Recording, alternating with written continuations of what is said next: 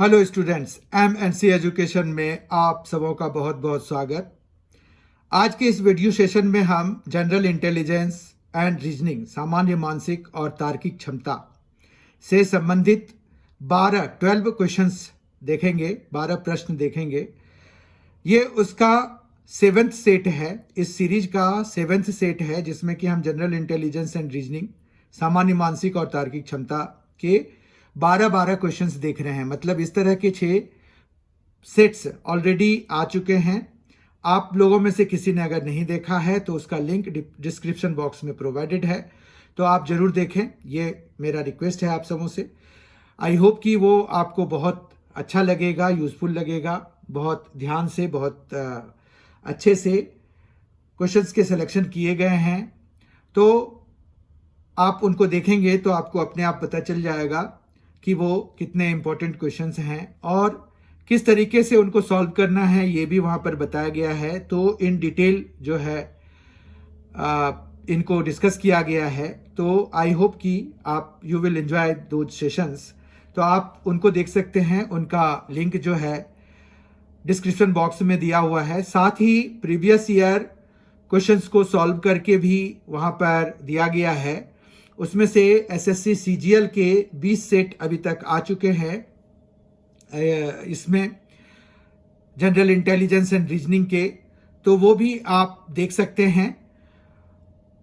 उसका भी उसी प्लेलिस्ट में जो है previous year questions SSC CGL solved paper के रूप में दिया गया है, तो वो भी आप देख सकते हैं। वो भी काफ़ी यूजफुल हैं। ऑब्वियसली प्रीवियस ईयर क्वेश्चंस काफ़ी यूजफुल होते ही हैं, क्योंकि कई बारी जो है वो रिपीट भी होते हैं। अगर वो सेम टू सेम नहीं रिपीट होते तो उस टाइप के क्वेश्चंस के रिपीट होने के चांसेस तो होते ही हैं।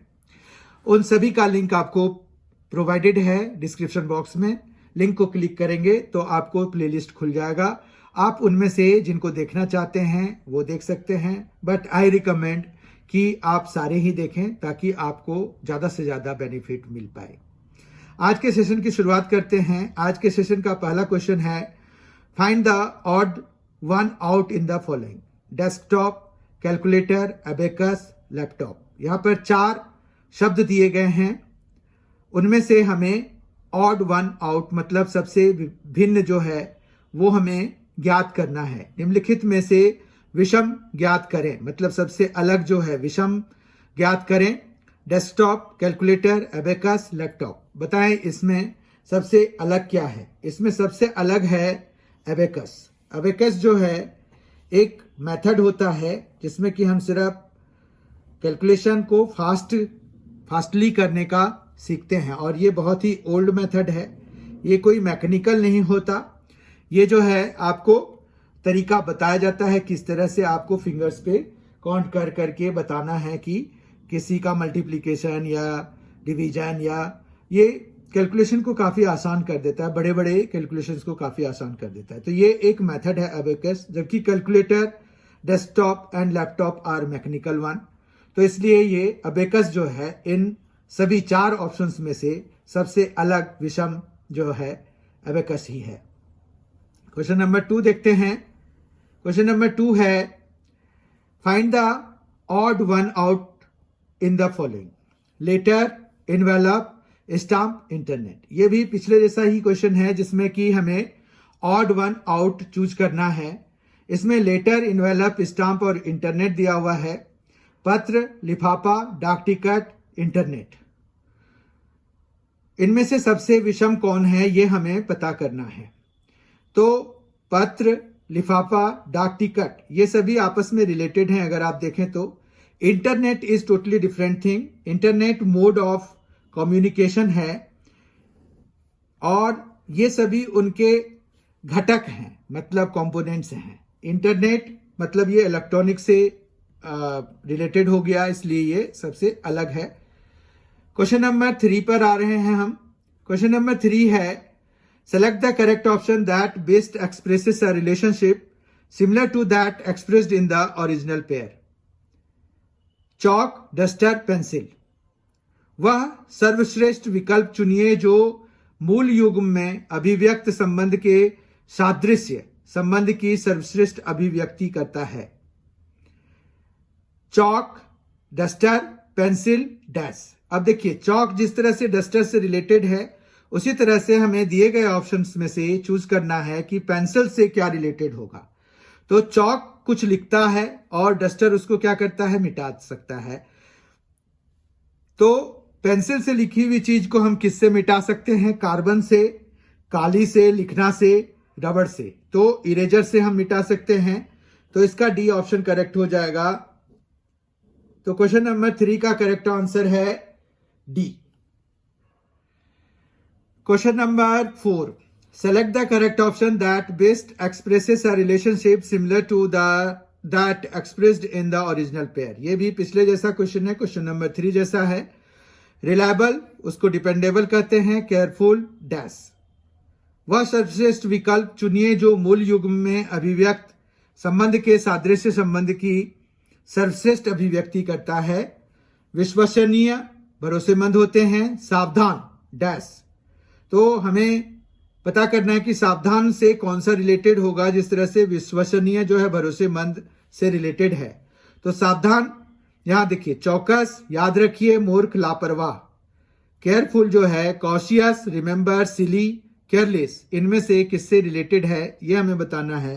तो केयरफुल कॉशियस के साथ, या कहिए सावधान जो है चौकस के साथ उसी तरह से संबंधित है जिस तरह से रिलायबल डिपेंडेबल के साथ या विश्वसनीय भरोसेमंद के साथ संबंधित है। क्वेश्चन नंबर 5 पर मूव करते हैं।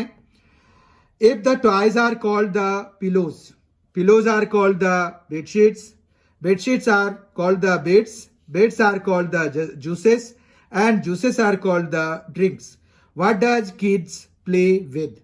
यदि खिलौने को तकिया कहा जाए, तकिए को चादर कहा जाए, चादर को पलंग कहा जाए, पलंग को जूस कहा जाए और जूस को पेय पदार्थ कहा जाए, तो बच्चे किसके साथ खेलेंगे? हमें ऑप्शंस दिए हुए हैं, विकल्प हैं टॉयज खिलौने, बेडशीट चादर, पिलोज तकिए, बेडशीट बेड्स पलंग। आपको बताना है कि इन चारों ऑप्शंस में से किससे बच्चे खेलेंगे अगर उनके नाम बदल दिए गए हैं। अब यहां देखिए toys, toys are called pillows, तो ऑब्वियस सी बात है कि बच्चे पिलोज से खेलेंगे, क्योंकि अब टॉयज का जो नया नाम है वो पिलोज रख दिया गया है, खिलौने का नया नाम तकिया रख दिया गया है। ठीक है, तो इस तरह से तकिए से खेलेंगे। क्वेश्चन नंबर 6 पर आते हैं। क्वेश्चन नंबर 6 है, if the bikers are called the cyclists, cyclists are called the sharks, sharks are called the dogs, dogs are called the cats and cats are called the thieves who barks। यदि biker को cyclist कहा जाए, cyclist को shark कहा जाए, shark को कुत्ता कहा जाए, कुत्ते को बिल्ली कहा जाए और बिल्ली को चोर कहा जाए, तो कौन भौंकेगा? बहुत ध्यान से देखिए, हमें जो पकड़ना है वो ये है कि डॉग्स का नया नाम क्या बदल दिया गया है। तो dogs are called the cats, क्योंकि डॉग्स बार्क, तो यहां पर अब नए नाम के हिसाब से उनका नाम कैट रख दिया गया है, मतलब कुत्ते को बिल्ली कह दिया गया है। तो भौंकेगा कौन? बिल्ली। तो बिल्लियां भौंकेंगी, यानी कि सी ऑप्शन इसका करेक्ट हो जाएगा। ठीक है, इस तरह से नए नाम के बेसिस पर भी हमने 2 क्वेश्चंस कर लिए। आगे बढ़ते हैं। Question number 7, find the missing term. 22.5 है, 20 है, 17.5 है, डैश है, 12.5 है। लुप्त संख्या हमें ज्ञात करनी है, जिसमें 22.5, 20, 17.5, डैश और 12.5 है। तो इसमें हमें देखना पड़ेगा कि ये सीरीज आखिर आगे, ये जो सीक्वेंस है वो आगे किस तरह से बढ़ रही है। तो ये 22.5 है, उसके बाद 20 हो गया, यानी कि 2.5 कम हो गया। फिर हम देख रहे हैं कि 20 से 17.5 में भी 2.5 की कमी आई है। 17.5 में से 2.5 अगर लेस कराएंगे तो हम 15 पे पहुंच जाएंगे, यानी कि हमारा 15 आंसर होना चाहिए। क्योंकि अब आगे भी चेक कर लेते हैं, तो 2.5 जब हम 15 में माइनस कराते हैं तो हमें 12.5 मिल जाता है। इस तरह से हमें यहाँ पर 15 आना चाहिए। ठीक है, 22.5 माइनस 2.5 इज इक्वल टू 20 हो गया। फिर 20 माइनस 2.5 ये हो जाएगा 17.5। 17.5 माइनस 2.5, हमें मतलब माइनस जो करना है वो 2.5 से ही करना है। तो ये 15 हो जाएगा, ये वाला हमारा ऑप्शन हो जाएगा। और चेक करने के लिए हम 15 में फर्दर 2.5 माइनस करा देंगे जो कि 12.5 के बराबर है, यानी कि ये सही है। तो हमारा 15 विकल्प जो जिस पर भी होगा जो कि बी ऑप्शन पे है वो करेक्ट हो जाएगा। ठीक है, क्वेश्चन नंबर 8 देखते हैं। In a different coding system magnificent is coded as 317496935540। How is initiate coded as. यदि एक भिन्न कूट प्रणाली में मैग्निफिसेंट को 317496935540 के रूप में कूटबद्ध किया जाता है तो इनिशिएट को किस रूप में कूटबद्ध किया जाएगा। ऑप्शंस हैं, विकल्प हैं, ये नंबर्स में दिए गए हैं। तो लेट अस फाइंड कि हमने ये जो मैग्निफिसेंट की कोडिंग की गई है वो किस बेसिस पर की गई है। मैग्निफिसेंट की कोडिंग किस बेसिस पर की गई है वो हमें यहां पहले पता करना पड़ेगा। ठीक है, तो अगर हम देखें तो सबसे पहला काम ये करते हैं कि हमारे पास जितने डिजिट्स दिए गए हैं क्या उतने ही लेटर्स भी हैं हमारे पास, तो उनको हम चेक कर लेते हैं। तो यहां पर अगर हम MAGNIFICENT, ठीक है, मैग्निफिसेंट, और मैग्निफिसेंट को कोडिंग किया गया है 3173149693540, यानी कि ये बिल्कुल सही है। यहां पर यानी कि कोई ऐसा ऑर्डर फॉलो नहीं किया गया है फिलहाल के लिए, तो हम ऐसा एज्यूम कर सकते हैं क्योंकि M की कोडिंग जो है 3 पर है जबकि T की कोडिंग 0 पर है, N का 4 पे है। चलिए, तो M के बाद N आता है तो ये तो हम मान लेते हैं। N का दोनों ही जगहों पे 4 है, यानी कि सेम कोडिंग की गई है। I का देखिए, I का 9 भी है, यहाँ पर भी 9 ही है। F का 6 पे है, E 5 पे है। ये तो सीरीज में लग रहा है क्योंकि E, F, G 5, 6, 7 है, A का भी 1 है, पर M, N, T ये हमें इस विचार में साथ नहीं दे रहा है। तो हम यही सपोज कर लेते हैं और इनिशिएट को कोड करने की कोशिश करते हैं। तो इनिशिएट में INITIATE, ठीक है। अब यहां से ही ले लेंगे कि I हमारा 9 है तो यहां पर वाला भी और यहां पर वाला भी 9 हो जाएगा। ठीक है, N देखिए यहां 4 पे है, दोनों जगहों पे 4 पे है, यहां पर भी 4 पे है, देखिए आप यहां पर भी 4 पे है, तो हम N की जगह पे 4 लिख लेंगे। T ढूंढिए, T यहां पर 0 पे है, देखिए आप, तो यहां पर 0 लिख देंगे, यहां पर भी 0 लिख देंगे।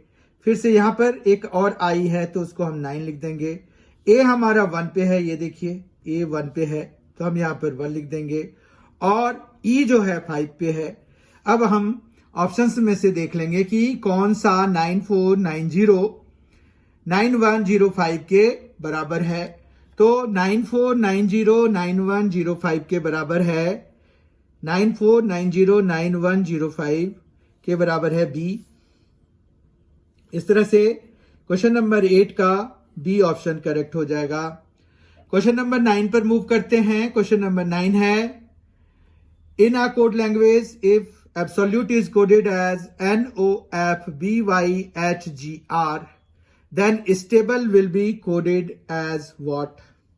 अब देखिए यहां पर क्या है कि एब्सोल्यूट है तो हमें यहां पर जो लेटर्स की कोडिंग लेटर्स में ही की गई है, तो हमें ABCDFGHIJKLMNOP QRSTUVWXY और Z, ठीक है। अब यहां पर हमें देखना है कि एब्सोल्यूट जो है उसमें कोडिंग आखिर कैसे की गई है, ठीक है। तो एब्सोल्यूट में है ABSOLUTE, ठीक है। अब A की कोडिंग क्या कर दी गई है, N, O है B का, S के बदले में F आ गया है, O के बदले में B आ गया है, Y के बदले में L के बदले में Y आ गया है, U के बदले में H आ गया है, टी के बदले में जी और ई के बदले में आर आ गया है। अगर हम बहुत ध्यान से देखें तो ए के बदले में हमारे पास एन आया हुआ है, तो 1 2 3 4 5 6 7 8 9 10 11 12 12 जब स्किप करते हैं तो हम यहां एन पे पहुंच रहे हैं ए से। फिर हम देखते हैं बी के साथ में भी, बी इसका नेक्स्ट है तो इसका भी नेक्स्ट है, यानी कि 12 ही इसमें भी स्किप किया गया है। एस यहां पर है 1 2 3 4 5 6 7 8 9 10 11 12 12 स्किप करने के बाद एफ आ रहा है, तो यानी कि इसमें सब में जो है 12 लेटर्स स्किप किए गए हैं। आप ओ के साथ देखिए, ओ यहां है 1 2 3 4 5 6 7 8 9 10 11 12 स्किप किया तो बी आया। देखिए यहां बी आ गया है। एल के साथ वाई आ गया है, एल यहां पर है 1 2 3 4 5 6 7 8 9 10 11 12 तो वाई आ गया, वाई ही है। यू के साथ एच आ गया है, यू तो यू से 12 चलते हैं 1 2 3 4 5 6 7 8 9 10 11 12 तो जी आ गया। और ई से 12 चलेंगे तो 1 2 3 4 5 6 7 8 9 10 11 12 तो यहां आर आ गया। देखिए आ गया, यानी कि हमने ये कैसे कोडिंग की गई है ये हमने पता कर लिया। 12 लेटर्स को बीच में स्किप किया गया है, ठीक है बात। तो हमारे पास यहां पर किसको करना है, इस टेबल को करना है STABLE, ठीक है, STABLE है। अब S में चलिए हम यहां से भी कुछ कुछ ले लेते हैं, अगर हमें मिल रहा है आसानी से तो यहां पर यह है कि S का क्या कोडिंग है, F है, T का क्या है, G है, A का क्या है, N है, B का क्या है, O है, L का क्या है, Y है और E का क्या है, R है। तो ये सारे ही मिल गए हमें। तो FGNOYR, FGNOYR है B option, FGNOYR B option है। तो नाइन्थ क्वेश्चन का बी ऑप्शन करेक्ट हो जाएगा, ठीक है। तो आपको समझ में आ गया होगा कि कोडिंग किस तरह से की गई है। इसमें जो है 12 स्किप करके किया गया है। अगर मान रखिए कि कुछ लेटर्स नहीं मिलते, यहां पर चूंकि सारे मिल गए, पिछले में भी सारे मिल गए, तो फिर तो आसान हो गया काम। नहीं तो इसमें तो जो पिछला क्वेश्चन था उसमें तो और ज्यादा दिक्कत आने वाली थी। लेकिन वो वहां पर ऐसे ही वर्ड्स दिए जाएंगे जिसमें कि आपको सारे लेटर्स मिल जाएंगे, इन्हीं में से मिल जाएंगे, ठीक है। लेकिन यहां पर कोई गारंटी नहीं है, क्योंकि ये लेटर्स के बदले में लेटर्स लिखे गए हैं और एक डेफिनेट पैटर्न ही फॉलो किए गए हैं। जबकि पिछले क्वेश्चन में, क्वेश्चन नंबर 8 में ऐसा कुछ नहीं था, कोई डेफिनेट पैटर्न फॉलो नहीं किया गया था। क्योंकि अगर डेफिनेट पैटर्न फॉलो किया जाता तो M को 3, N को 4 और T को 0 मार्क तो नहीं दिया जाता, ठीक है, 0 वैल्यू नहीं दी जाती। तो इस तरह से यहाँ पर 12 के बेसिस पर, चूंकि इस टेबल का यहाँ पर सारा हमें मिल गया तो बहुत आसानी से हमारा काम हो गया। आगे बढ़ते हैं क्वेश्चन नंबर 10 की तरफ। क्वेश्चन नंबर 10 है, if X and Y are brothers, Z is sister of X, P is brother of Q, Q is daughter of Y, how is X related to P। बहुत ही easy question है, पर ये relation पर based है तो थोड़ी practice करनी पड़ती है। इमेजिनेशन पावर इसमें अपना दिखाना होता है। यदि X और Y भाई हैं, Z X की बहन है, P Q का भाई है, Q Y की बेटी है, तो X का P से क्या नाता है ये हमें बताना है। ऑप्शंस हैं, विकल्प दिए गए हैं, फादर पिता, अंकल चाचा, ब्रदर भाई, ग्रैंडफादर दादा। तो यहां पर देखिए X और Y को क्या है, ब्रदर्स हैं, ठीक है, X and Y are brothers, ये दोनों मेल है, ये भी ध्यान रखना पड़ेगा हमें। उसके बाद Z is sister of X, अब Z जो है वो सिस्टर ऑफ X है, ये भी हमने लिख लिया। यानी कि ये तीनों एक ही रिलेशन में, एक ही लेवल पे हैं, क्योंकि ब्रदर सिस्टर ये सभी एक ही लेवल पे आएंगे, हस्बैंड वाइफ एक लेवल पे आएंगे, अंकल और फादर ये एक ही पे आएंगे, जबकि ग्रैंडफादर अलग आएंगे, मतलब नाना नानी और दादा दादी ये सभी एक रैंक पे आएंगे। तो यहां पर ये अभी एक रैंक हो गया हमारे पास। फिर यहां कह रहे हैं कि जेड एक्स की बहन है, ये कर लिया हमने। पी क्यू का भाई है। अब यहां पर पी और क्यू आपस में, मतलब पी जो है क्यू का भाई है और क्यू वाई की बेटी है। अब वाई की बेटी है क्यू, यानी कि क्यू जो है क्या है, ये वुमन है, ठीक है, और ये भी वुमन है, बाकी ये दोनों मेल हैं। तो हम ऐसे भी लिख सकते हैं कि पावर में W छोटा सा डाल दें तो हमें पता चल जाएगा कि भाई चलो ये लड़की है। उसके बाद यहां पर क्या कहा गया है, क्यू का भाई, पी क्यू का भाई है, ठीक है, और क्यू वाई की बेटी है, तो वाई की बेटी मतलब एक रैंक कम हो गया। और पी जो है इसका ब्रदर है, तो यहां पर पी भी आ जाएगा, ये अब हमारे मतलब का नहीं रहा, ठीक है। एक्स का पी से क्या नाता है, अब पी ये दोनों मतलब भाई बहन हैं, तो एक्स क्या हो गया, अंकल मतलब मामा हो गया, है ना। यहां पर चाचा हो गए, मामा नहीं चाचा हो गए, क्योंकि वाई और एक्स दोनों भाई भाई हैं, तो एक्स जो है चाचा हो गया पी का, तो यहां पर अंकल करेक्ट ऑप्शन हो जाएगा, बी ऑप्शन करेक्ट हो जाएगा, ठीक है। अगर जेड के से रिलेटेड होते तब फिर वो मामा भी हो जाते, ठीक है। क्वेश्चन नंबर 11 देखते हैं, वो है a man is facing south, he turns 135 degree in the anti clockwise direction and then 180 degree in the clockwise direction. The direction he is facing now is, एक आदमी दक्षिण की ओर अभिमुख है, वह वामवर्त दिशा में 135 डिग्री घूमता है और फिर 180 डिग्री दक्षिणावर्त दिशा में घूमता है।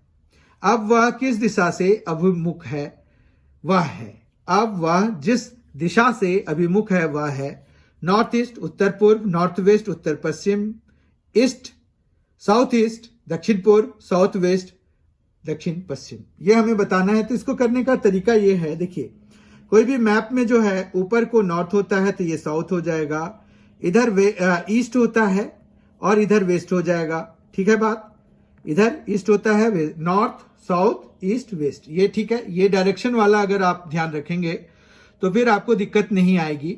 अब क्या है कि अ मैन इज फेसिंग साउथ, ये साउथ की तरफ फेस कर रहा है तो इधर की तरफ फेस कर रहा है, ठीक है। उसके बाद क्या हुआ कि 90 यहां पर होगा, 135 डिग्री जो है अगले वाले, जैसे ये 90 हुआ, यहां से यहां तक 90 हुआ और ये 45 और ऐड हो गया, ठीक है बात, तो यहां तक पहुंच गया है, वो इस डायरेक्शन में अब आ गया है, ठीक है।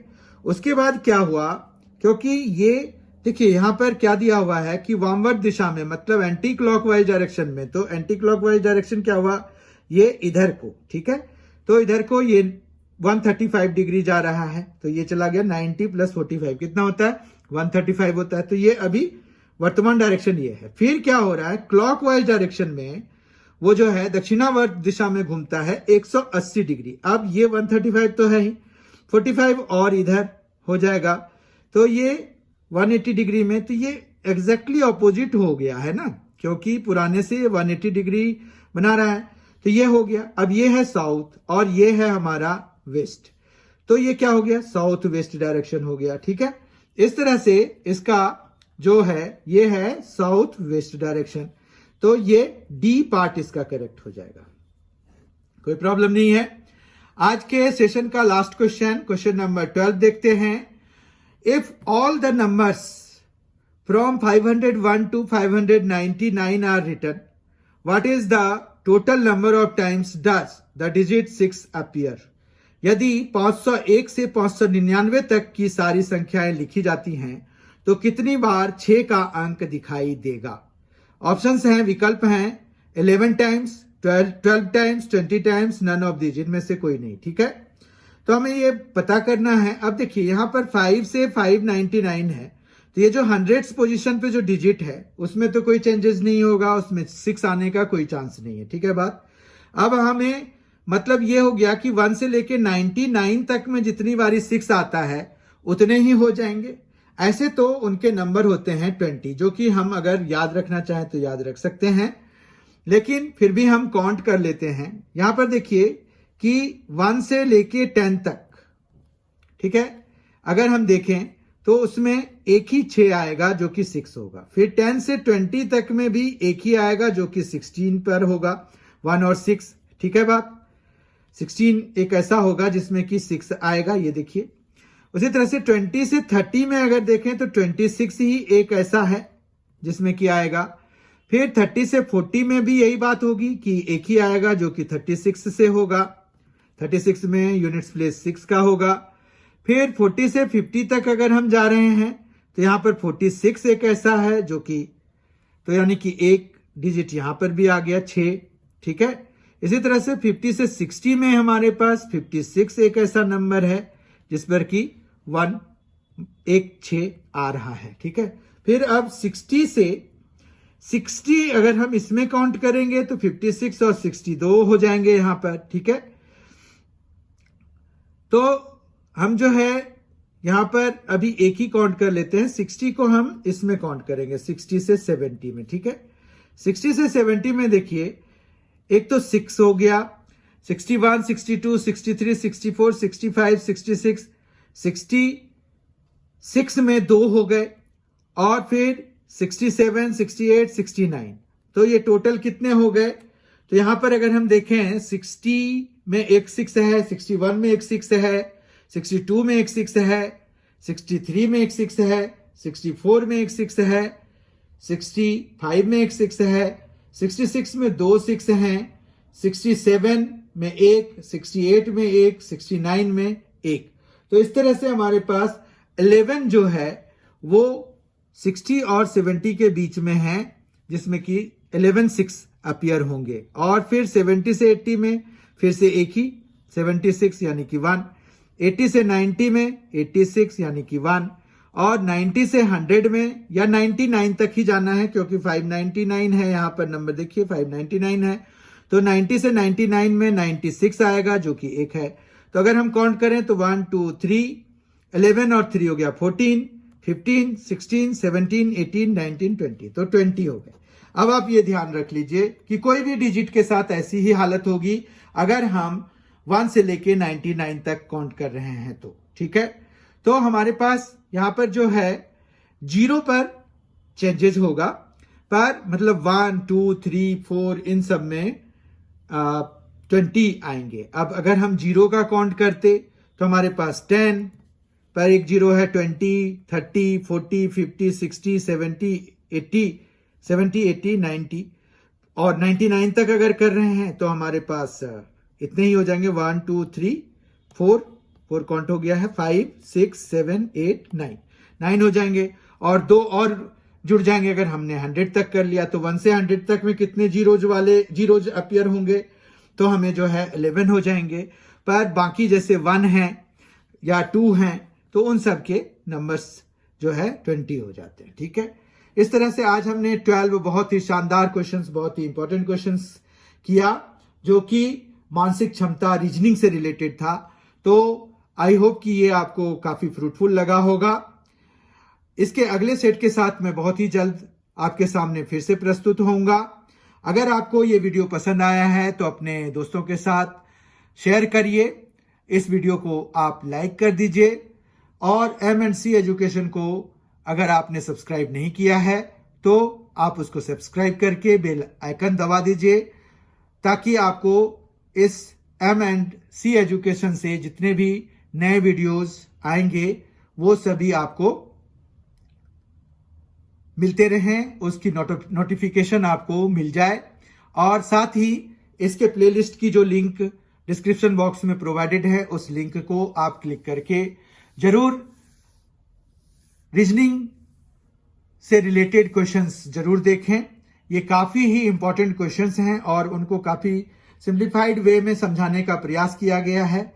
आपको ये वीडियोस बहुत ही पसंद आएंगे ऐसा मेरा मानना है। Thank you so much for being with us. Thanks a lot. Enjoy yourself. बहुत अच्छी तरह से किसी भी एग्जाम के लिए प्रिपेयर कीजिए।